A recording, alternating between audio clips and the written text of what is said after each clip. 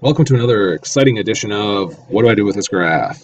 So in lesson one, we figured out how to convert this information right here into an actual equation that describes all the data that we collected. Now, what we're going to do in this exciting episode is we're going to try and figure out what do some of these things mean.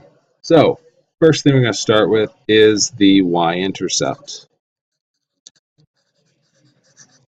So we're going to try and figure out, well, what does the y-intercept actually mean? Well, when I do this, I always start with first place, and that's this meaning of the y-intercept kind of on a grandiose scale. So it is what y, notice the quotes, is when x, again, quotes, is 0. And that's my quotation for quotes. So that's what I basically ask myself, because the y-intercept is where the line hits the y-axis. So in our case, it's very close to 0. So at this point, the x value does not exist yet, and so it's, well, what is y? So what is y when x is 0? That's where that statement comes from. So now, to get a better grasp of that, I'm going to actually put in the actual ideas for y and x, because y and x is too vague and unacceptable in the world of physics. So on the y-axis, we have mass. So really, this is going to become, it's going to become a thing. Hold on, stay with me. I don't want to start over again. I can do this. All right, so let's try this again. So what's the mass is when, and then what's x? Well, x is times squared.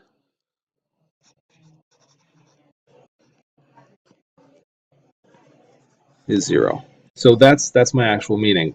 Now, I need to put some context to these because it's very important you have context when you're trying to figure out the meanings of stuff.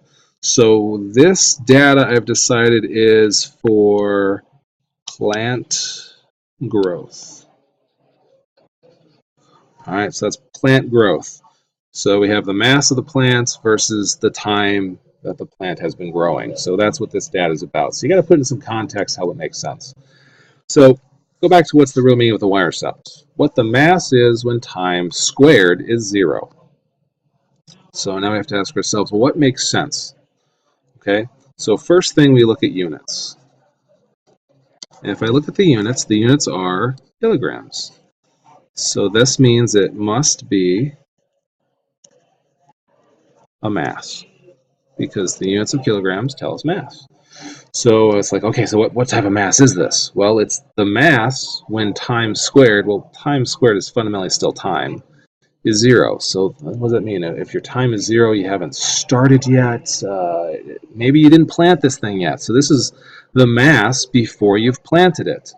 Or maybe it's the mass when it's a seed. I guess it's up to you to determine when 0 is. So either way, your mass should then logically, if it's the mass before you've planted, or it's the mass of a seed, it should probably be pretty small, unless you've got a huge seed.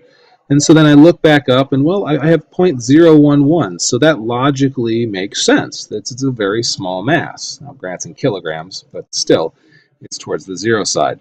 So if I believe this is the mass before I've planted anything, then I might say that this is the mass before the plant was planted.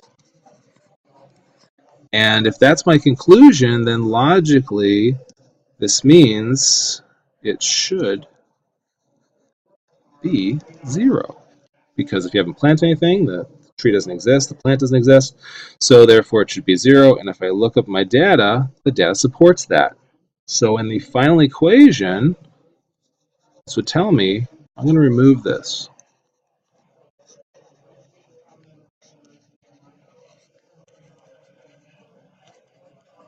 Because I want to always figure out, hey, what does this mean in my final equation? So again, I asked myself, what is y when x is 0? I rewrote that out. I then looked at units. I said, what do these units tell me? What's it going to be? Well, it's going to be some sort of mass. So it's the mass when time squared, or effectively time is 0. So I said, well, what does that make sense? Well, that would be the mass before the plant was planted. So logically, it should be 0. And so then if I look, I compare that to my data, that's really close to 0, so that makes sense. And so since it should be 0, my dad's effectively 0, I'm going to then remove it from my final equation. So those are kind of all the steps you have to go through when you're trying to figure out what does the y-intercept mean and how are we going to use it. So at the end of the day, unfortunately, that is removed from my final equation. Join us next week as we look deeper into what does my equation say and we look at the slope. Have a good night.